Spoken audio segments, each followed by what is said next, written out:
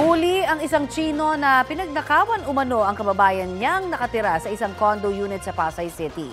Balitang hatid ni Jomer Apresto.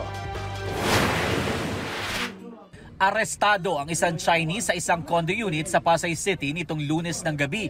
Isa siya sa dalawang dayuhan ay tinuturong ng loob umano sa isa ring condo unit sa lungsod. Ayon sa Pasay City Police Station, isang sumbong mula sa 911 ang kanilang natanggap noong hapon ng September 1. Isang Chinese daw ang biglang pinasok sa condo unit.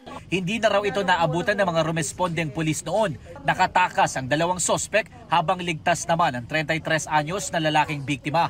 Nakapag-text siya sa isang kaibigan, then yung kaibigan, yun ang nag-text sa 911. So nagkandak kami ng investigation na it turned out na itong biktima natin, kinuhanan ng 15,000.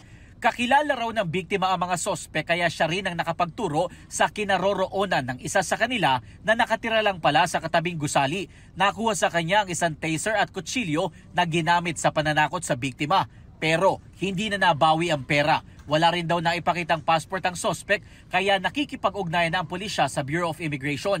Base sa investigasyon, nakulong na rin dati para sa kaparehong krimen ang asawa ng nahuling sospek. Ang modus umano, kakaibiganin nila ang target at dadalaw sila sa condo unit nito at saka gagawin ang krimen. Sa pagpasok doon sa Roma, tututukan nila ng kutsilyo o taser man yan, doon nila kukunin yung pera. Kasi alam na rin nila kung may pera yung mga kapwa nila Chinese . Sinubukan naming makipag-usap sa suspect pero hindi siya nagbigay ng pahayag. Mahaharap siya sa reklamong robbery. Patuloy namang hinahanap ang kanyang kasabwat. Jomer Apresto nagbabalita para sa GMA Integrated News.